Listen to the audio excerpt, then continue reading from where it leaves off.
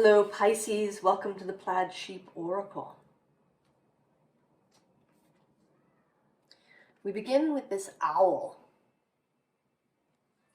Now it says deception and wisdom, but it's not about that.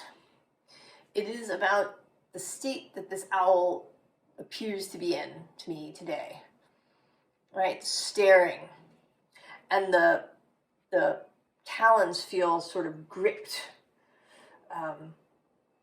There's a sense of seeing something, right? Something so desired, so longed for, that it's almost unbearable.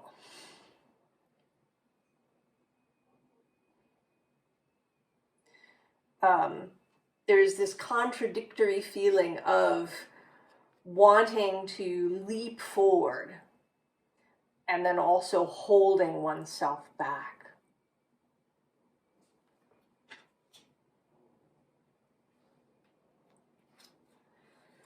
So here we have sort of the leaping forward.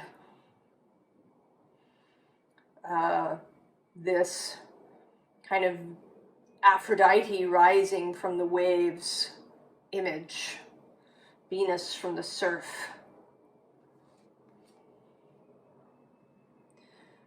Venus is exalted in Pisces, an honored guest in that space of romance and beauty and love and spirit.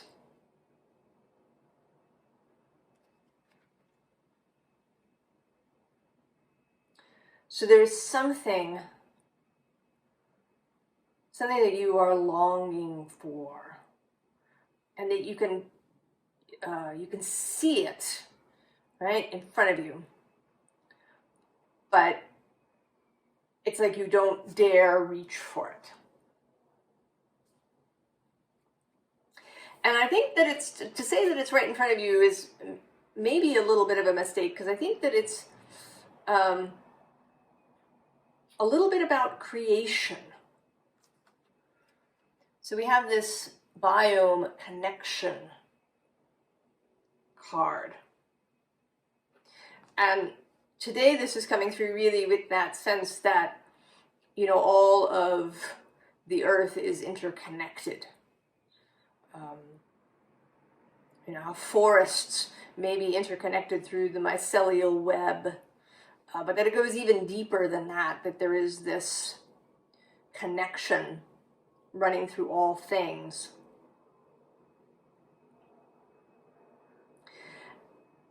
And I want to say that you are connected to this creation.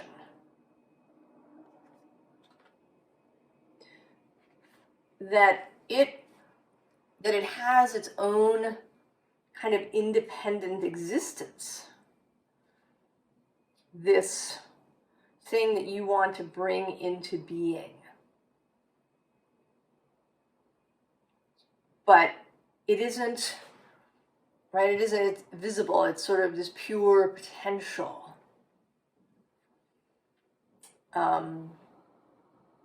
Here in the silence of this snowy place. That there's something, it doesn't, right? You can't see it yet. If you're an Abraham watcher, I could say that it is something that exists in the vortex, right? It exists in that quantum potential space, and you are connected to it. And you feel its presence, its energy. You know that it's there, you long for it.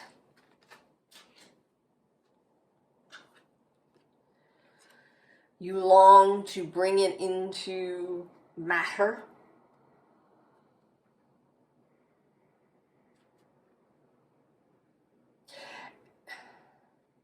And it's interesting, this image, this popped into my head, so I'm going to say it, although it's perhaps a little, well, I don't know if it's unrelated. So the primary theory of the galaxy, right, is that it is kind of held together through a bunch of forces, including gravity. But there is an alternate theory that exists about an electrical universe. It's not that gravity doesn't exist, but that it's not really what's creating things and what's holding things together, or maybe it's not that things are held together in that way that gravity sort of describes. But that there is this electrical web. And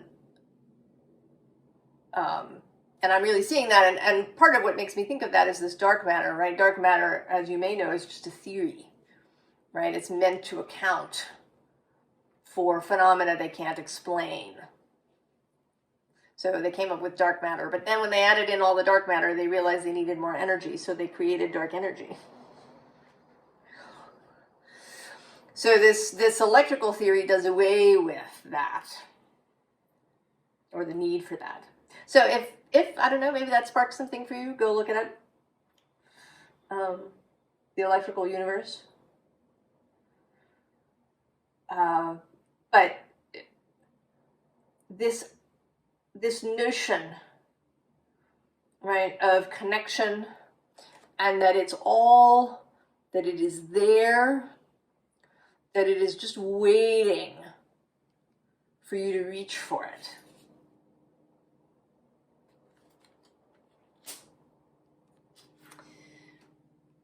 But at the moment,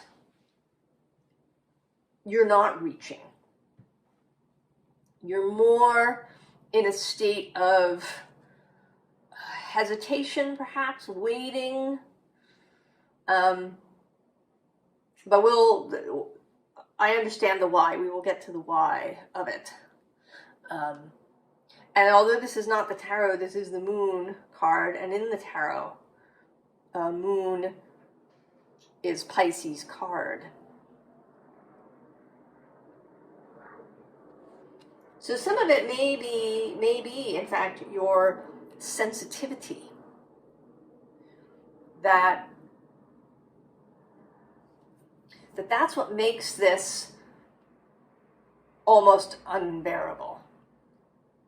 Now at the bottom of this deck we have this Ocean's Bravery card. So keep that in mind.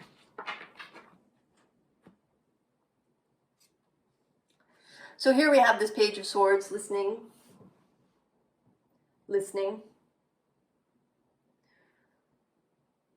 Hearing the call of this creation that's just waiting there in the potential. And I don't even want to use the word waiting, right? Because sort of time does not exist there for this thing. It just is. And it is ready at any moment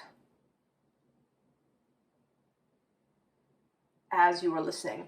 And maybe you're also waiting for some sort of signal, for a sign, for somebody to say that it's all right. Now, right below this card is this Three of Swords. And I think that this Three of Swords may be distorting your hearing. Right? If you're waiting for this signal, it's possible that the signal is happening, but that Three of Swords is making it, is distorting the sound so that you can't kind of understand the signal.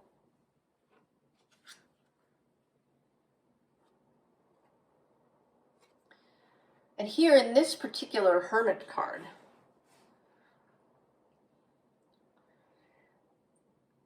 you know, it may be that you're, right, that you're sort of stuck in your own head, that you've been, you know, maybe you've been looking at your own stuff for so long that you've kind of been pulled into it. You know, you can do this introspective work to such a point that you forget that there's this whole wide world out there.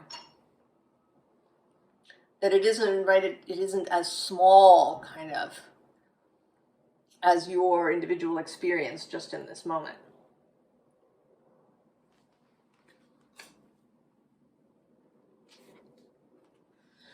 So there is this choice point, Two of Swords, right? To reach or not to reach.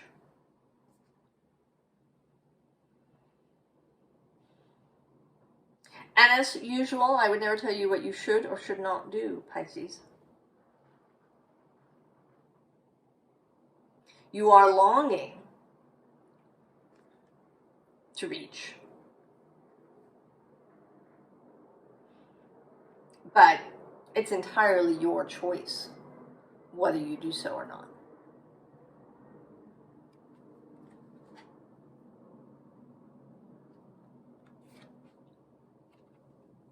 And here with the Queen of Wands, we have this sort of double face thing, again, as we had in the Hermit card. You can see here this cloudy face. But here, both faces are extended outward.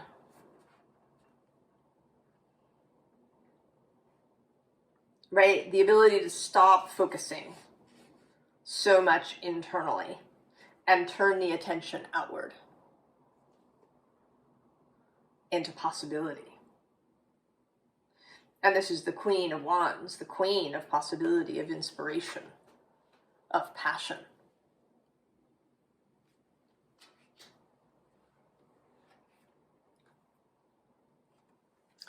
And then here, this card, right, of setting out. You know, this figure has her lantern, and then there's also these birds that she may be following, and the moon. She's set out.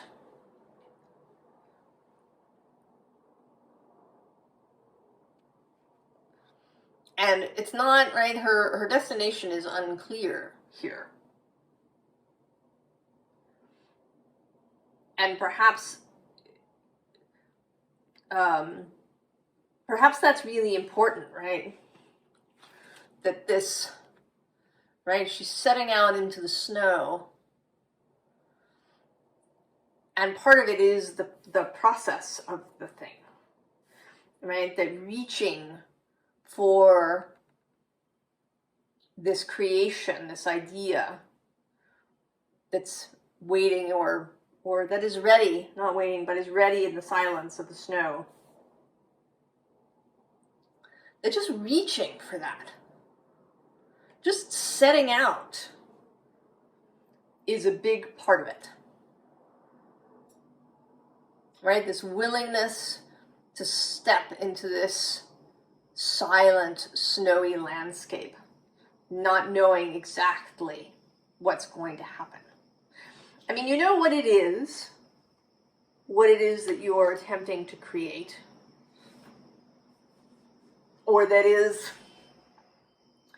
I almost don't want to,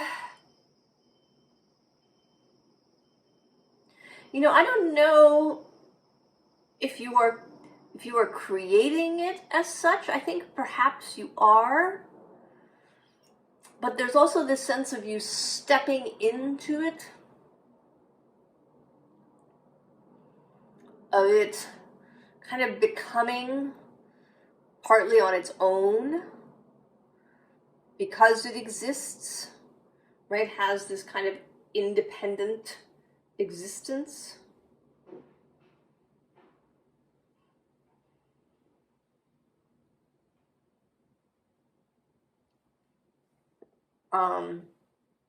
And I don't know exactly what it is.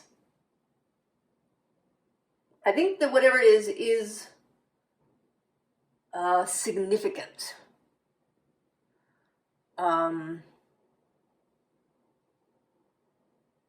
You know, more significant, say, than one painting.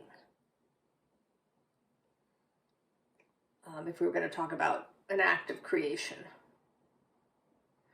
Or more significant than a single novel.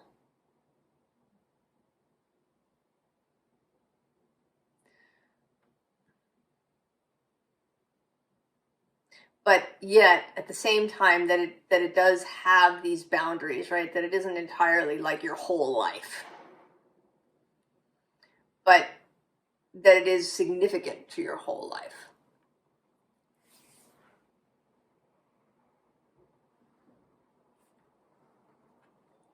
So there you are, gripping your branch. Right? This is also a little owl. And now, there is this, right? There's this energy that's incoming. So you're not, right? You're really feeling it.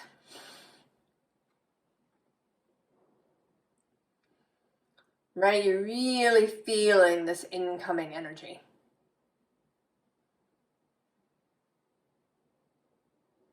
It's becoming harder and harder to just hold your ground.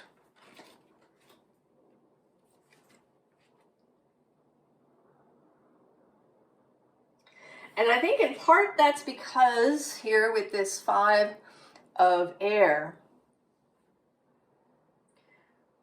that the connection between you and this thing is increasing. Its presence is increasing. That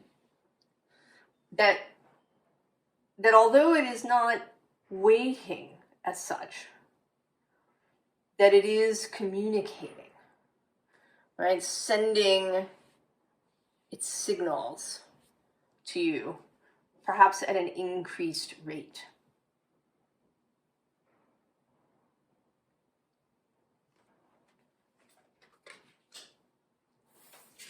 Right? It's like a call for you to leap. This is the Star card. The call for you to leap for it is becoming so strong that to resist may now be causing actual physical discomfort.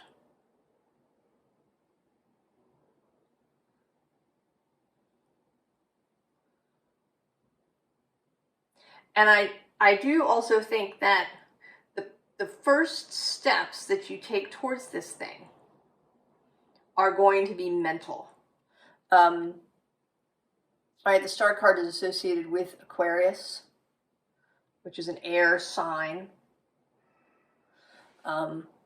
This web has this air quality.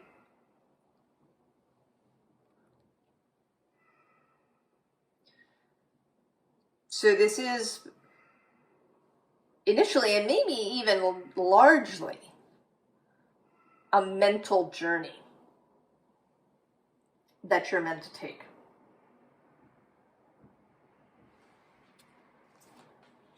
But there is, and now we have death.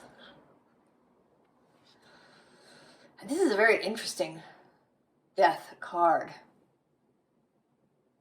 I mean, there is definitely this sense of, right, the infinite, but also this, right, this real physicality here of this berry, this strawberry. So there is ultimately a physical manifestation that will occur, though the initial journey is mental. Kind of taking that first step of, you know, believing that it's possible, believing that you can have it, believing that you are allowed to have it, that idea of permission. there is a card in this deck from the Elisabeth on Earth cards called Permission. And I was sort of surprised that it didn't come out. But it did come into my mind. And it does have an association with this Two of Swords, because the Permission card is a headless person. Now that person has a dress on and some jewelry, but there's no head. And it was when I looked at this card that the Permission card popped into my head. So, you know, maybe, right, you're giving yourself permission to make that choice.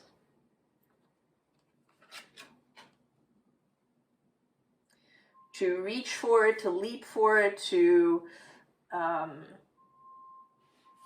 believe that it is possible.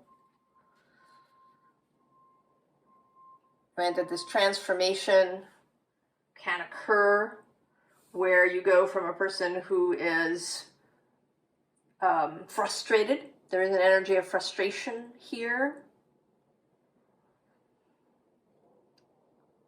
to somebody who is fulfilled and satisfied.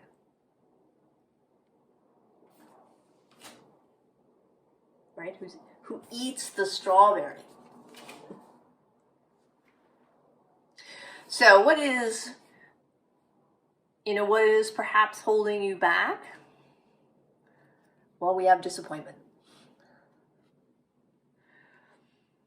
So in the past, things have not worked out in some way. There's been disappointment. We also have this Seven of Discs, failure.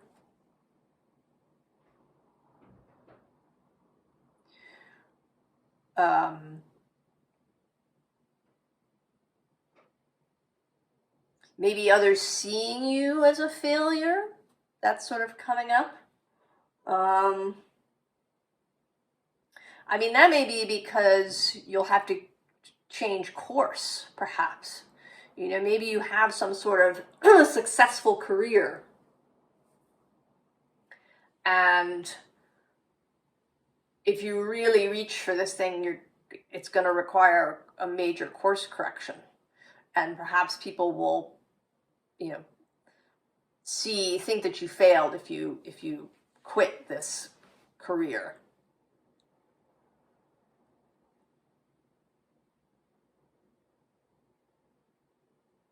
So these are fears. And perhaps the calling up of past experience. You know, the Three of Swords is like that. You know, this figure is hugging this wounded heart close. Hugging your hurts close. Holding on to them in your mind. Holding on to failures and mistakes and guilt and all of that stuff. But right under this disappointment card, we have the Lovers. And then the Two of Swords repeating. Right? You can choose, right? How do you choose?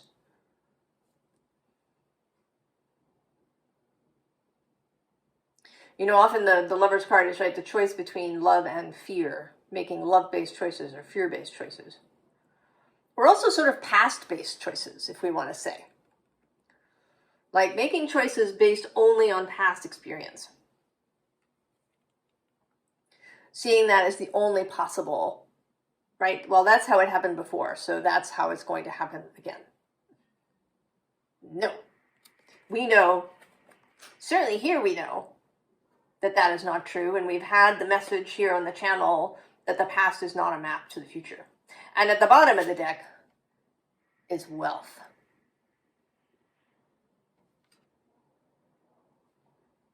With the full tree of life.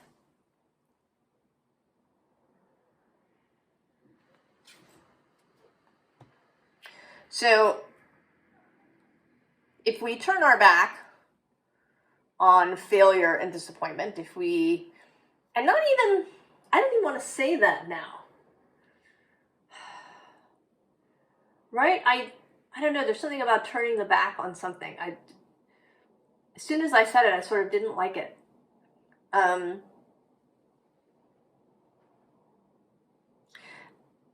If we simply do not consider these are things that occurred in the past,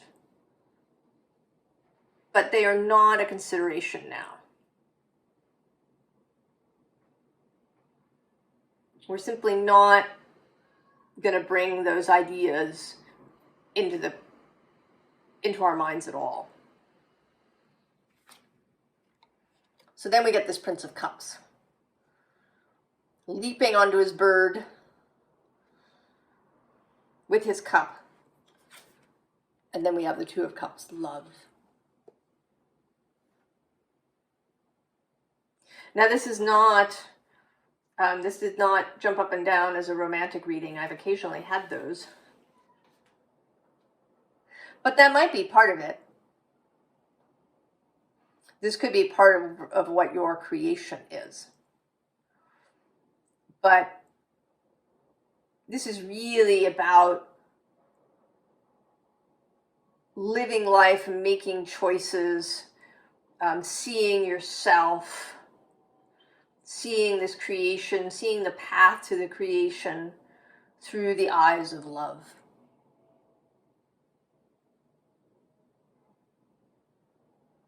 And the eyes of success. And the eyes of knowing yourself as worthy. I don't even, there's another word, worthy. I want to do right, just get rid of that entirely. Because then there's this idea that you might be unworthy.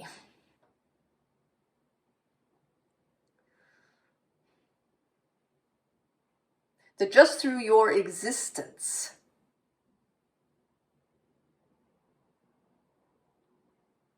that your existence is enough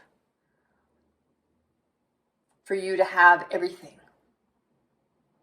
without guilt or remorse. Right? If you are moving from love, from your heart space, then this path is not going to cause you to trample on anybody or do any of these sorts of nasty things that might come up for you. It will help you steer clearly away from disappointment and failure. And you may make mistakes, but you won't, right? Those won't be failures. They'll be learning experiences. Oh, well, that was a mistake. We'll do it differently. That's all.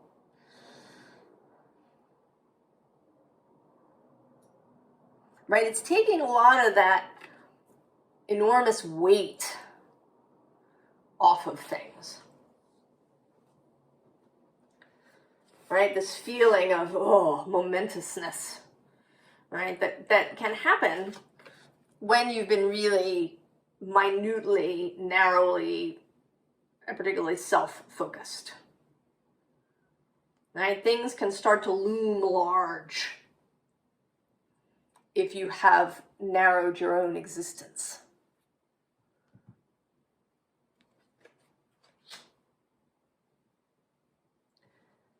So what is the advice? The Fool, of course. Be a fool for love, Pisces. And below the Fool we have your card, the Moon. And then the Star.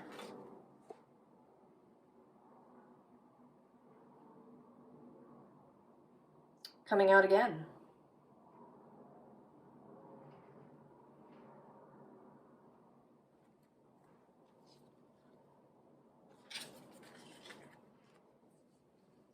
At the bottom, we have the Ten of Cups.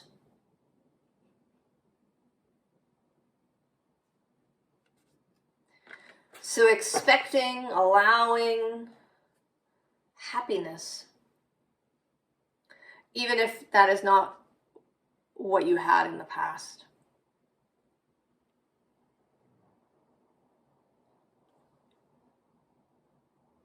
I would say that this creation is different, even if it has things in common with what you've done before, that you shouldn't see it in that light. That you should see it as something entirely new, never before seen or experienced. Don't make comparisons with it to other things.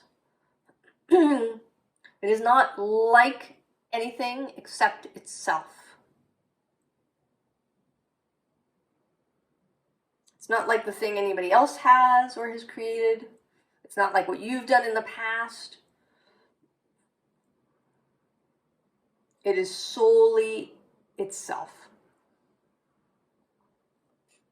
So if you do find yourself in this Five of Cups disappointment energy,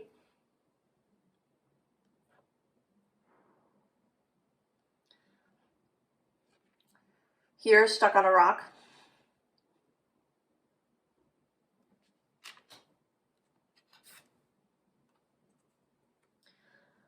go back to who you are. This is the Angel of Night. She's an extra card in this tarot deck. And she is knowing yourself and being who you are fully. Peeling away the layers of coping mechanisms to find a self underneath. Now you're not, right, like going back to you know, when you were a baby, because you've learned lots of things. But your true nature,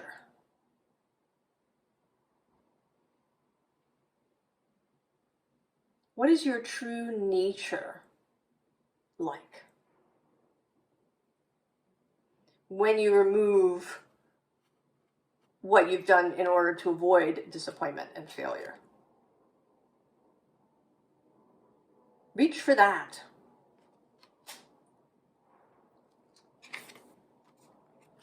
And then the King of Pentacles.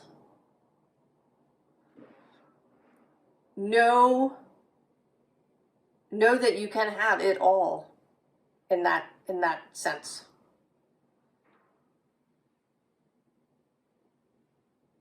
That you can reach for this thing. That you have the stability and the resources required. Right? That wealth is here. Life has given you that. It's given you all those experiences and wisdom, so that you're absolutely ready to reach for whatever this is.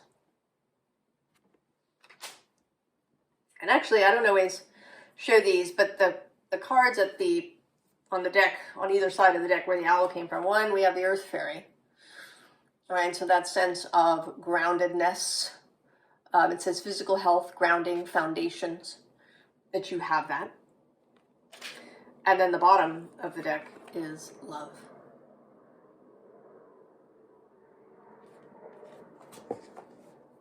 So I'm going to end with a little poem from Rilke.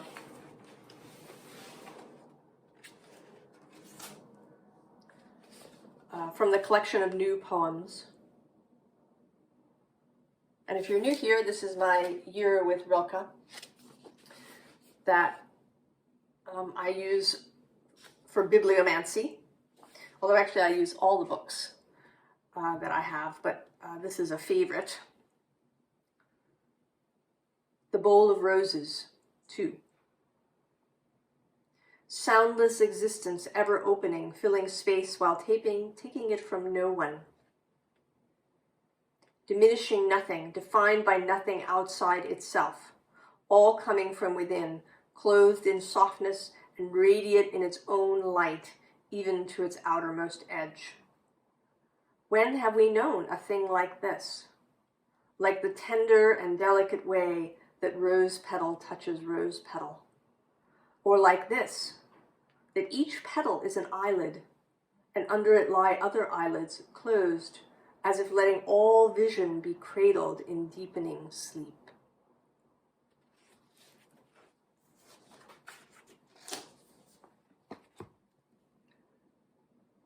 Pisces.